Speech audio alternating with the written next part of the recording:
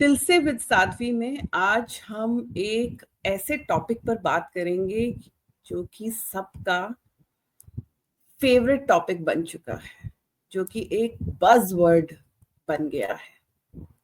तो वो है स्पिरिचुअलिटी। लेकिन हमारा जो टॉपिक है वो है कि क्या मंदिर, माला और मेडिटेशन तक सीमित है स्पिरिचुअलिटी? क्या इसी को स्पिरिचुअलिटी बोलते हैं? जैसा कि मैंने बोला कि ये टॉपिक, ये वर्ड स्पिरिचुअलिटी सबका फेवरेट बन चुका है।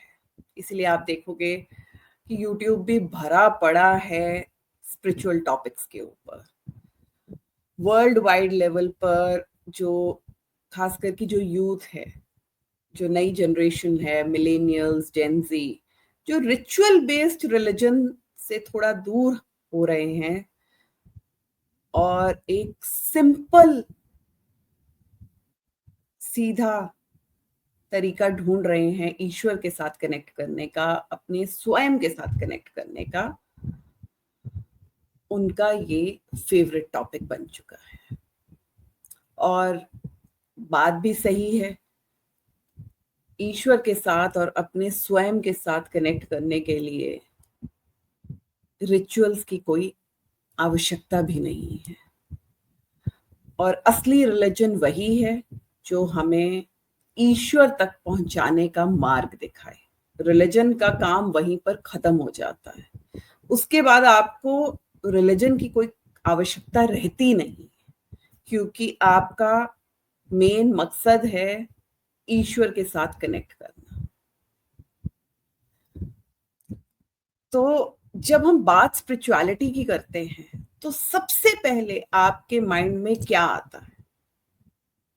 एक मंदिर। अगर आप हिंदू हो तो आपके मन में सबसे पहले आएगा एक मंदिर। आप अगर क्रिश्चियन हो तो चर्च, आप मुस्लिम हो तो मस्जिद, आप सिख हो तो गुरुद्वारा। आप जिस भी धर्म से हो तो सबसे पहले आपके माइंड में आपकी वर्शिप की प्लेस आएगी। तो चलो बात करते हैं, मंदिर आ गया आपके माइंड में सबसे पहले। फिर आपके माइंड में आएगी माला। कोई तुलसी की माला धारण करता है, कोई रुद्राक्ष की माला धारण करता है। फिर आपके माइंड में आएगा दूर हिमालय की श्रृंखलाओं में बैठा एक योगी, एक तपस्वी जो तपस्या में लीन है। क्योंकि भारत को, जिसे कि विश्व की स्पिरिचुअलिटी की धरती माना जाता है, क्योंकि भारत के ही ऋषि मुनियों ने आज से हजारों वर्षों पहले आत्मा से जुड़ने की यात्रा की खोज की। उन्होंने ही हमें ये सब जरिया, हमारे ये जो टूल्स हैं, ये सब दिए, जिसके द्वारा कि हम ईश्वर तक पहुंच सकें, हम अपनी आध्यात्मिक यात्रा में उन्नति कर सकें, हम अपने स्वयं के साथ जुड़ सकें। लेकिन क्या मंदिर, माला, मेडिटेशन या मंत्र, क्या इसी तक स्पिरिचुअलिटी सीमित है? नहीं, ये गलत है। क्योंकि स्पिरिचुअलिटी आपकी अंदर की अवस्था है। आपने बाहर क्या पहना है, किस रंग के कपड़े पहने हैं, क्या आभूषण पहने हैं, माला धारण की है, नहीं की, यहां तक कि आप मंदिर जाते हो कि नहीं जाते, उससे आपकी अंदर की अवस्था को कोई लेना देना नहीं। और ये कहीं कोई जरूरी नहीं है कि हर इंसान जो मंदिर जाता है उसने अपने आप को अपनी आत्मा के साथ जोड़ लिया है या ईश्वर के साथ जोड़ लिया है। मैं ये नहीं कहती कि मंदिर जाना जरूरी नहीं है, क्योंकि मैं स्वयं बहुत मंदिर जाती हूँ।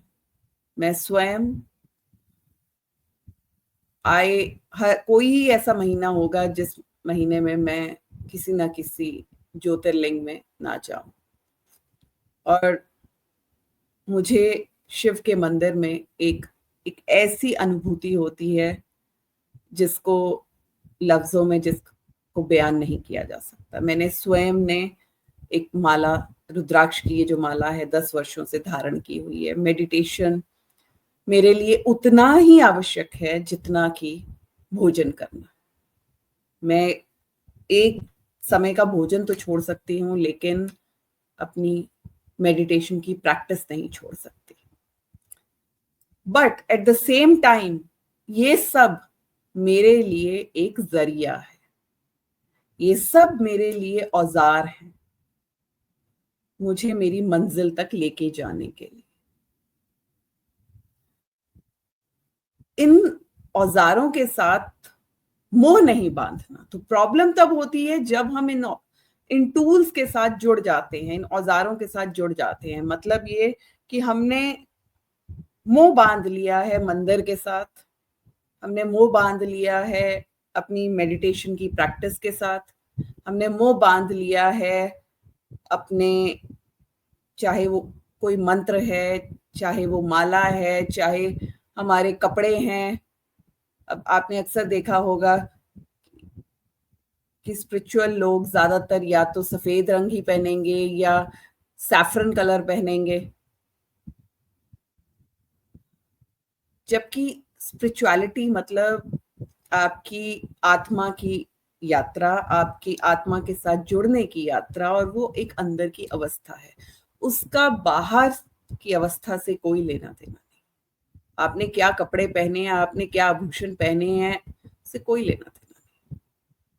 आपको मालूम है कि शिव पूजा में सबसे ज्यादा जो उत्तम स्थान दिया गया है, शिव पुराण में, लिंग पुराण में, स्कंद पुराण में, मत्स्य पुराण में, इन सब पुराणों में इसका वर्णन है कि शिव की पूजा में सबसे बड़ा जो स्थान है वो शिव मानस पूजा का। और शिव मानस पूजा का मतलब है शिव की पूजा जो हम अपने मन से करते हैं। तो उसमें कोई मंदिर नहीं है, कोई शिवलिंग नहीं है, केवल आप हो, आपका मन है और शिव है। मतलब कि आप अपने मन को शिव के साथ जोड़ते हैं, आप मन से उनका सम्मान करते हैं, आप मन से शिव की पूजा करते हैं, और यही हमारे अंदर की अवस्था है। तो आप मंदिर जा रहे हैं लेकिन आप में अहंकार भरा हुआ है, तो आप उसे स्पिरिचुअल होना नहीं कह सकते। आपके हाथ में माला है लेकिन आपके होठों पर झूठ है, आप एक तरफ तो मेडिटेशन कर रहे हैं, मंत्रों का जाप कर रहे हैं, और दूसरी तरफ आपके मन में मैल भरी हुई है, आपके मन में ईर्ष्या भरी हुई है, आपके मन में दूसरों के लिए नफरत भरी हुई है। आप एक तरफ तो गीता का पाठ कर रहे हैं और दूसरी तरफ आप मोह में बंधे हुए हैं। तो इसे हम स्पिरिचुअलिटी नहीं कह सकते, ये रोल प्ले है। मतलब आप ये एज्यूम कर रहे हो कि आप स्पिरिचुअल हो, और आपको मालूम है कि इससे हम स्पिरिचुअल एरोगेंस कह सकते हैं, ढोंग कह सकते हैं, क्योंकि स्पिरिचुअल एरोगेंस से बड़ी कोई एरोगेंस नहीं है जिसमें कि आप ये समझते हो कि आप दूसरों से बेहतर, दूसरों से सुपीरियर हो, क्योंकि आपके मन का भ्रम है, क्योंकि आपको लगता है कि मैंने रुद्राक्ष धारण कर लिया, मैं तो हर दिन मंदिर जाता हूं, मैं तो हर दिन जाप करता हूं,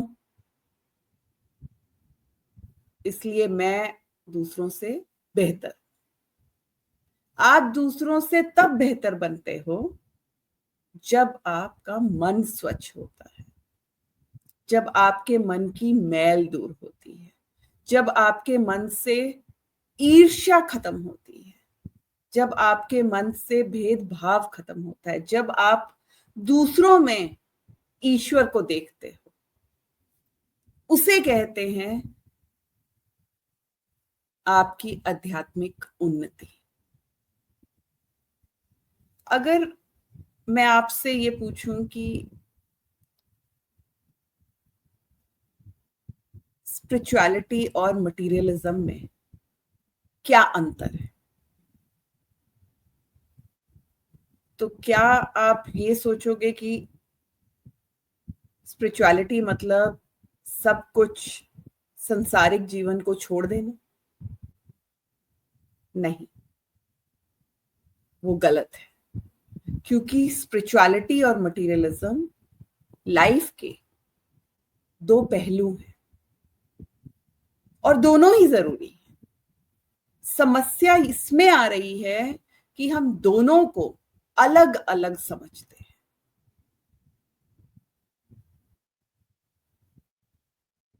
और दोनों एक हैं, वो हमारी जिंदगी के दो पहलू हैं। या ये कह लीजिए कि आपकी जो जिंदगी की गाड़ी है, एक मटेरियलिज्म की के दो टायर हैं और दो स्पिरिचुअलिटी के। और जीवन जीने के लिए आपको दोनों की आवश्यकता है, क्योंकि आत्मा के बिना शरीर नहीं और शरीर के बिना आत्मा नहीं। आत्मा ने आपके इस शरीर को चुना है अपनी जर्नी के लिए। तो आप एक आत्मा हो जिसने ये शरीर को चुना है अपनी इस यात्रा के लिए। और आपकी जो मटेरियलिज्म की यात्रा है वो इस जर्नी में एक बहुत इंपॉर्टेंट रोल प्ले करती है। आप जो एक्सपीरियंसेस लेते हो वो सब आपकी आत्मा को एलिवेट करने के लिए। आपके जीवन के जितने भी एक्सपीरियंसेस हैं, गुड बैड, वो सब आपकी आत्मा को एलिवेट करते हैं। तो आपको एक को छोड़ के दूसरे की तरफ नहीं जाना। मतलब ये नहीं कि आप अगर मटेरियलिस्टिक हो तो आप स्पिरिचुअलिटी छोड़ दोगे, आप स्पिरिचुअलिटी की तरफ जा रहे हो तो आप मटेरियलिज्म छोड़ दोगे। क्योंकि ये मैंने अक्सर सुना है लोगों से, ये बहुत बड़ा मिथ है कि अगर आप स्पिरिचुअल हो तो आप अपना काम छोड़ दोगे, आप अपना बिजनेस छोड़ दोगे, आप अपना जॉब छोड़ दोगे। और ये होता है, ये ऐसा होता है जब कोई अपनी स्पिरिचुअल जर्नी की शुरुआत करता है। एक्चुअली कोई भी अपनी स्पिरिचुअल जर्नी की खुद शुरुआत नहीं करता है। हमारी लाइफ, हमारी सोल हमें ऐसे एक्सपीरियंसेस देती है जब हमारा समय आ जाता है आत्मा के साथ जुड़ने का। तो मटीरियलिस्टिक लाइफ में ही कुछ ऐसे ट्रिगर होते हैं, और वो ट्रिगर इसलिए होते हैं क्योंकि हमारा समय आ गया है, हमारी आत्मा का समय आ गया है नेक्स्ट लेवल पर पहुंचने का। तो जब वो ट्रिगर होते हैं और हम अपने अंदर, अपने भीतर की यात्रा को आरंभ करते हैं, तो कुछ ऐसे एक्सपीरियंसेस होते हैं कि उस वक्त हमारा मन शांति, एकांत, जिसे सॉलिट्यूड कहते हैं, वो चाहता है। हमारा मन नहीं करता किसी से मिलने का। तो ये स्वाभाविक है कि उस समय पे आपका मन संसारिक एक्टिविटीज से, चाहे वो रिश्ते हैं, चाहे वो आपके फ्रेंड्स हैं, चाहे प्रोफेशनल रिलेशनशिप्स हैं, उससे दूर भागता है। ये मेरे साथ भी हुआ है। मेरे साथ भी एक ऐसा समय आया जब मुझे लगा कि अब मैं नहीं ऑपरेट कर सकती सामाजिक, संसारिक एक्टिविटीज में, कि ये मेरे और मेरे ईश्वर के बीच में एक बाधा है। लेकिन वो गलत है, वो गलत है। अगर आपको याद हो तो यही भगवत गीता का सार है। अर्जुन अपने कर्तव्य से जब भागने जा रहा था, तब कृष्ण ने उन्हें का कर्तव्य समझाया। ये समझाया कि कुरुक्षेत्र का ये जो मैदान है, कुरुक्षेत्र का जो ये युद्ध है, और ये उनका सबसे बड़ा ये जो धर्म युद्ध है, यही उनका कर्म है। और अगर आज वो अपना कर्म छोड़कर जाते हैं तो वो एक अधर्म का साथ देंगे। उस समय जब अर्जुन ने संन्यास लेने की बात की तो कृष्ण ने उन्हें ये याद दिलाया कि संन्यास लेने का मार्ग मतलब अपने कर्तव्यों से, अपने कर्मों से भागना। तो स्पिरिचुअलिटी का मतलब ये नहीं है कि हम अपने कर्म छोड़ दें। स्पिरिचुअलिटी का मतलब है हम एक जागरूक अवस्था में आ जाए। हम जो अब तक अनकॉन्शियसली रह रहे हैं, जब हम मटेरियल लाइफ में हैं और हम स्पिरिचुअल नहीं हैं और हम अपनी आत्मा के साथ नहीं जुड़े हुए, एक्चुअली ये कहना गलत होगा कि हम स्पिरिचुअल नहीं है, क्योंकि हम सब स्पिरिचुअल हैं, लेकिन हम भूल चुके हैं कि हम सोल हैं। हम अपने आप को सिर्फ अपनी बॉडी के साथ ही आइडेंटिफाई करते हैं। लेकिन जब हम अपने आप को सोल के साथ आइडेंटिफाई करने लगते हैं, हमारी जागरूकता की अवस्था में हम आ जाते हैं, और उस अवस्था में हम अपनी जिंदगी की, अपनी संसारिक जिंदगी की जो उलझने हैं, उनको बहुत ही खूबसूरती से सुलझाने लग जाते हैं। हमारे रिश्तों में आप देखोगे कि एक जो व्यक्ति जो एक स्पिरिचुअल मार्ग पर है, उसके रिश्तों में एक अलग ही खूबसूरती निकल के आती है, क्योंकि उसे ये समझ में आ जाता है कि उसके अंदर जो आत्मा है, उसके अंदर जो ईश्वर है, और सामने वाले में भी वही ईश्वर है। तो जब आप एक दूसरे में ईश्वर का तत्व देखने लग जाते हो, तो आपके रिश्तों में मधुरता आने लग जाती है। स्पिरिचुअलिटी का अगर हम एक सिंबल, एक वर्ड में अगर हम स्पिरिचुअलिटी को डिस्क्राइब करना चाहें, एक सिंबल के साथ, एक शब्द के साथ, तो वो क्या होगा? वो होगा शिव। क्योंकि शिव ही एक ऐसे हैं जो स्पिरिचुअलिटी को डिफाइन करते हैं। कैलाश पर बैठे वो एक ऐसे योगी, एक ऐसे तपस्वी हैं जो योगी भी हैं और गृहस्थ भी हैं, जो डिस्ट्रक्शन भी देते हैं और लिबरेशन भी देते हैं, जिनमें तप भी है और जिनमें योग भी है, जो योगी भी हैं और भोगी भी हैं, जिनमें प्यार भी है और जिनमें तपस्या भी है, जिनमें ज्ञान भी है और गृहस्थ भी है। तो शिव से हमें ये सीखने को मिलता है कि ईश्वर से जुड़ने के लिए, मतलब शिव से जुड़ने के लिए आपको बाहरी ढोंग की आवश्यकता नहीं है। शिव से जुड़ने के लिए आपको सामाजिक रिचुअल्स से ऊपर उठना होता है। आपको अपने मन को स्वच्छ करने के लिए सामाजिक बंधनों में बंधने की आवश्यकता नहीं।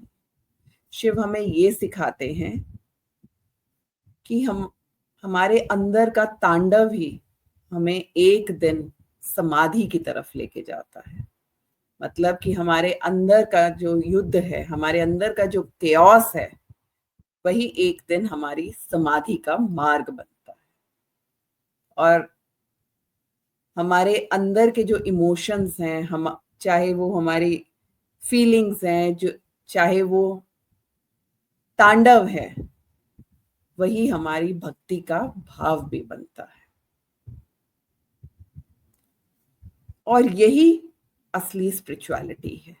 जब हम ये सीख जाते हैं, जब हम जीने का मार्ग सीख जाते हैं, जब हम ये सीख लेते हैं कि हम गृहस्थ भी और योग भी, ज्ञान भी और त्याग भी, ये एक साथ कर सकते हैं, और ये सब हमारी अवस्था बन जाती है, मतलब ये हमारा स्वभाव बन जाता है। मतलब कि इसके लिए हमें कोई एफर्ट करने की जरूरत नहीं, ये हमारी नेचर बन जाती है। जैसे त्याग, योग, ज्ञान, ये सब शिव की अवस्था है, उनका स्वभाव है।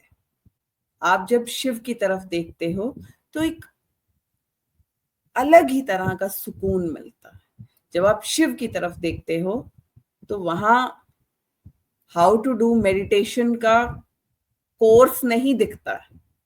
जब हम शिव की तरफ देखते हैं तो एक ऐसी अनुभूति होती है, एक ऐसी शांति मिलती है, क्योंकि उनका जो स्वभाव है, जो उनकी अवस्था है, वही एक शांति की अवस्था है। तो सिर्फ उनको देखने से जो हमें शांति मिलती है, तो उनके दिखाए हुए मार्ग पर चलने से हमें उसी तरह की शांति मिल सकती है। सो स्पिरिचुअलिटी को केवल मंदिर, माला, मेडिटेशन और मंत्र तक सीमित मत रखिए। ये सब औजार हैं ईश्वर के साथ कनेक्ट करने के लिए, शिव के साथ कनेक्ट करने के लिए।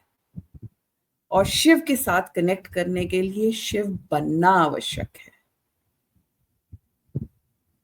और शिव बनने के लिए शिव तत्व के साथ जुड़ना आवश्यक है। और शिव तत्व हम सब में है। ऐसा कोई व्यक्ति नहीं है जिसके अंदर शिव तत्व नहीं। सो इस टॉपिक को यहीं हम कंक्लूड करेंगे, लेकिन मैं चाहूंगी कि आप इसके बारे में सोचिए, इसके बारे में ध्यान से मेडिटेट कीजिए कि असली स्पिरिचुअलिटी है क्या। क्योंकि हम सब भाग रहे हैं। किसी ने हमें बोल दिया कि ये करो, तो हम वो करने लग गए।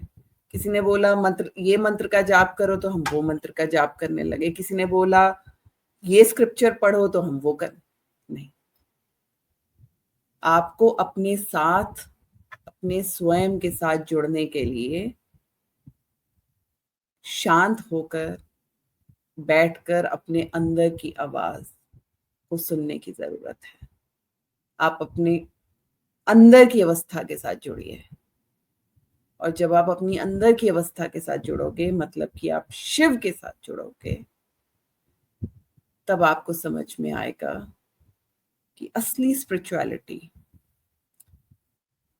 संसार में जीकर, संसार की समस्याओं के साथ आए दिन, उन उलझनों के साथ जीना ही एक असली स्पिरिचुअलिटी है। उनसे भागने की आवश्यकता नहीं है।